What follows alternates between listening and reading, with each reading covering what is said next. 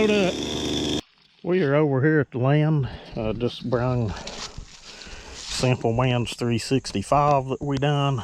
And the 290 that I've redone a couple times. Hopefully it's good now. We'll see, but I'm just gonna cut some on some of this smaller wood. Just cut it up into firewood rounds and get this thing dialed in and see how it'll run. And once we've got a little bit of time on it, we may find something a little bigger here to set it down in.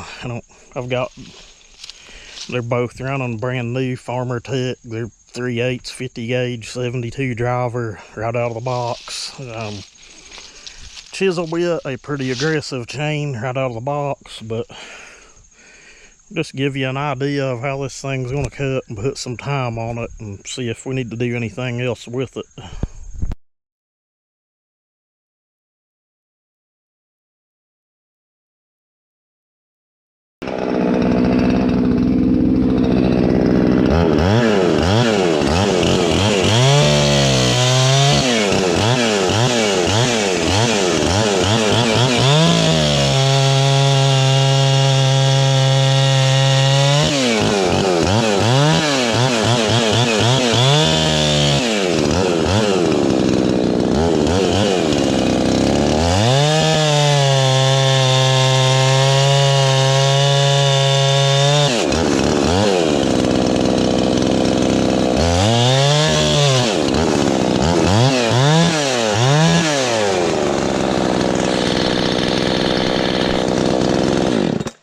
She's a little rich. We'll leave it that way for a couple rounds and then we'll lean it out a little bit, but it feels like it has plenty of torque, and that's a good thing. Am I blowing chips plumb to the truck? Well, that's a good thing too.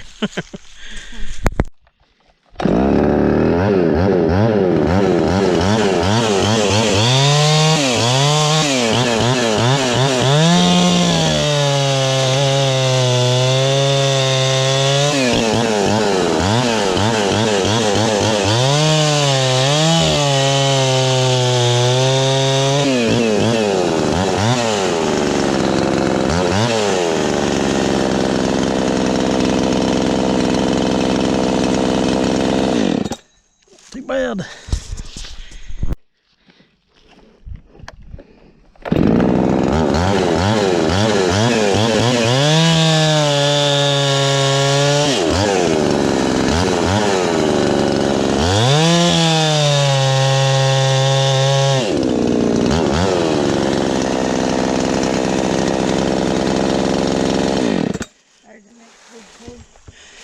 Yeah.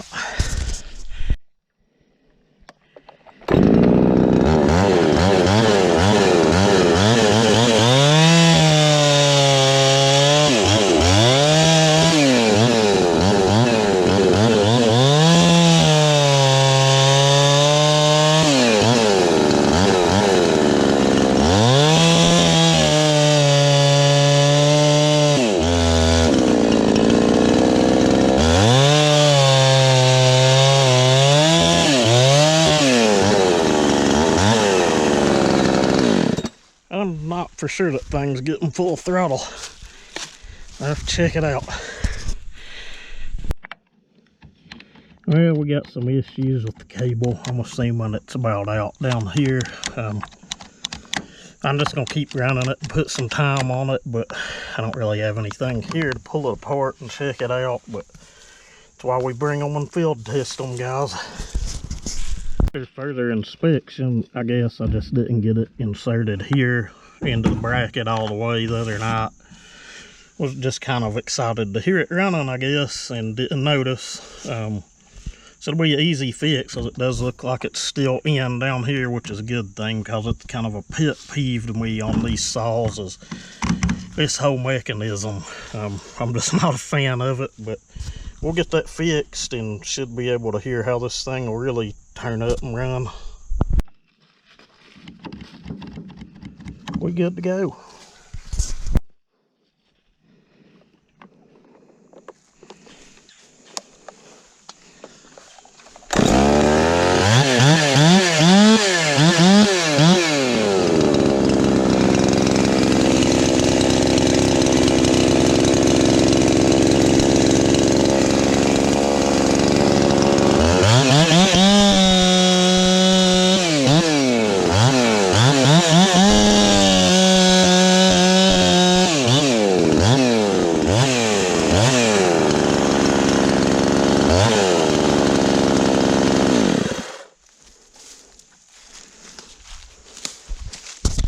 idling fixed now on its wide open throttle, so see how she does.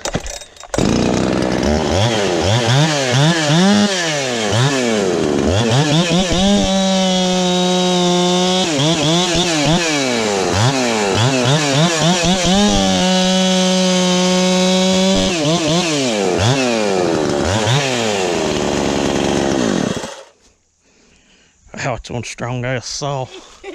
I guess what we done works, that thing. I don't know that either one of the two big bores will outcut it. We'll get it in something bigger in a little bit and see, but it's pretty strong. This is hard as rock, heavy as lead, and it's about, I don't know, 2 feet across. That's a 20 and it's longer than it is, so should be a pretty good test. See how she does, see how it starts back.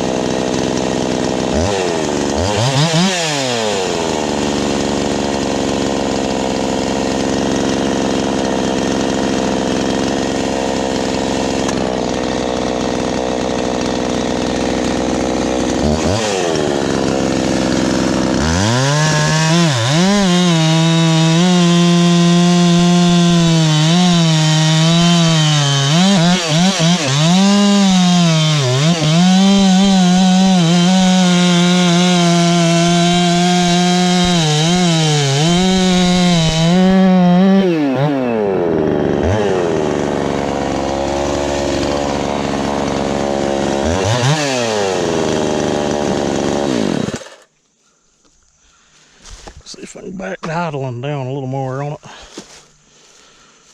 Clutch could just be a little weak. Guys, I'm cutting right into a knot when I start, and where you can see it's not weightless. That shit's pretty heavy. And I'm pulling on that thing about as hard as I care to pull on one just to see what kind of torque it has, and she's taking everything I can throw at it. So to be a 50 millimeter top end with no machine work or anything, that's one badass little saw. So we cut one more, may as well. See how she starts back.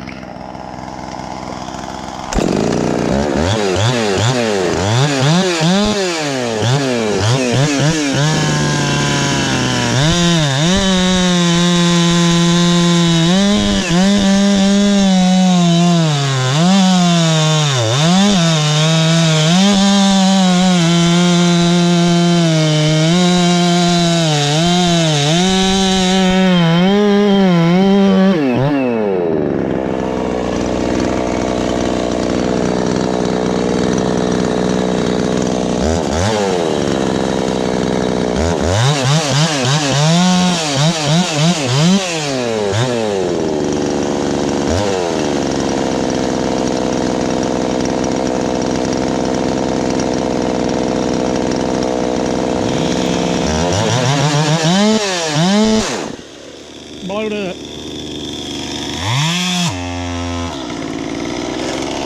Just blowed it up.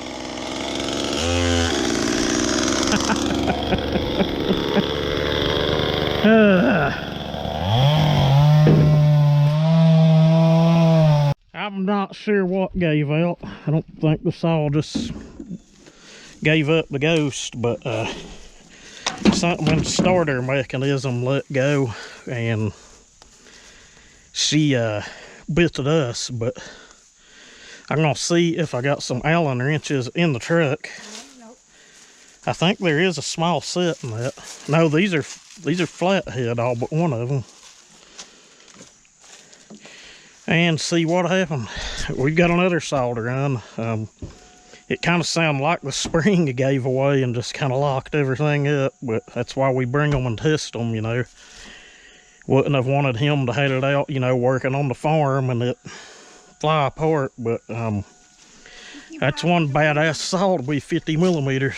It'd eat my Johnser alive. We're in luck. The tool kit that came with the easy rails, I think's what those are out of. I hope it's all it was and that the damn flywheel didn't give out or something, but you never know. We've got everything at the house to rebuild this starter cover.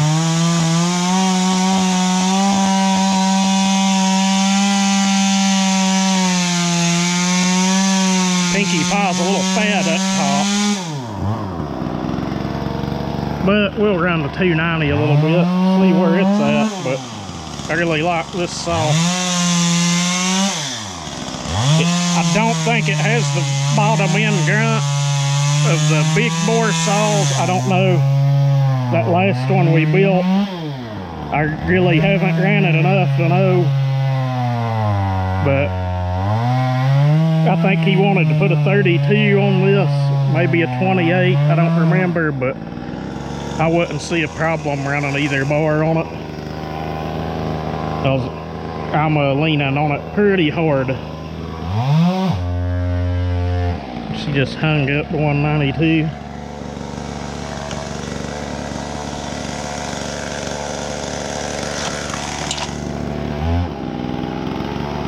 Yeah. We ate the starter cover, I think, guys. I think the bolt come out of starter cover and it ate it.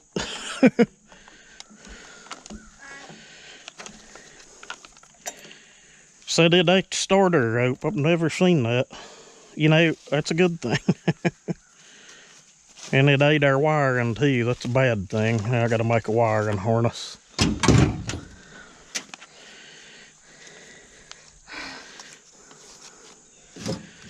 But to quote one of you fellas in the comments, I think Tim Borden said it, shit happens. And there you go.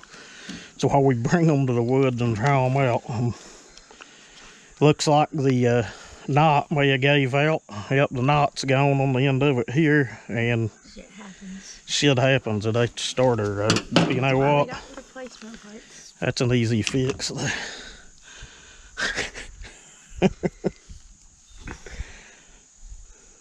It didn't like them 14 grand free revs I was doing, I suppose. When I build one, guys, it's either gonna go or blow. You know, if it blows, we'll fix it before we send it to whoever it belongs to.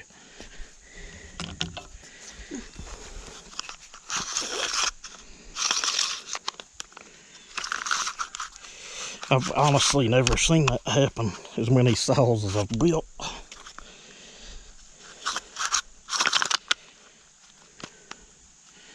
First time for everything. Yeah. He'll probably do it again because I don't have a good lighter here today. All right, we're going to put this back on. Obviously, we're not going to have a kill switch now, but it is what it is.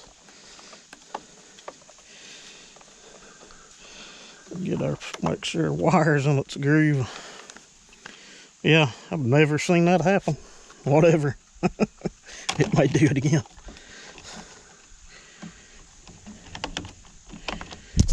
Alright, it wasn't catastrophic, so maybe one more cut.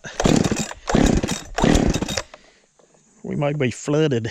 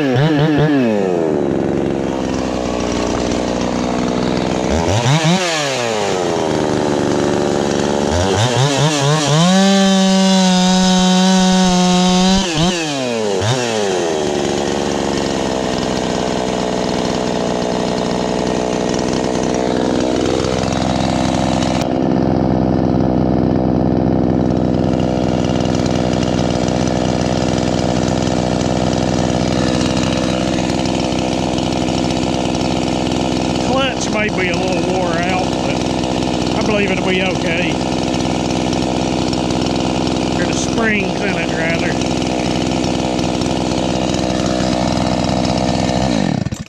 You're gonna have to probably just flooded shit out of it again, but it's a starting back pretty easy until we killed the kill switch wire. But I'm gonna load that one up. She's pretty damn strong. I think what we done worked. We may share it, we may not, but some of y'all know anyway. But it's something you normally wouldn't do on a closed port, quad port design, but whatever, we tried it anyway, and as you can see, that thing pulls like a damn freight train, and that is hard wood. It ain't just bullshit cottonwood that's been dead for 10 years or something. I mean, that little piece right there weighs 15 pounds or something, but and that tree was just cut a couple months back.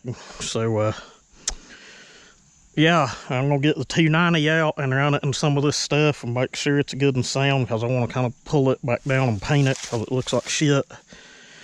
But I'd say it's a done deal on this one, guys.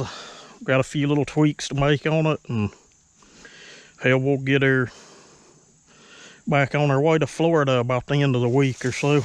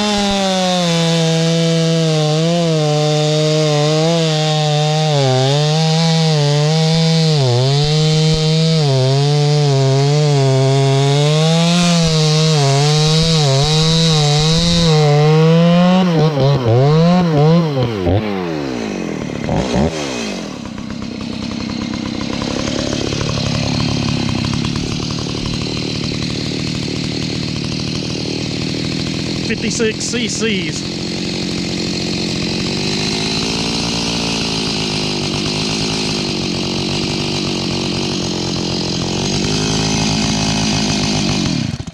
I believe the screen on that carburetor is kind of trying to stop up a little bit, or the low jet or something.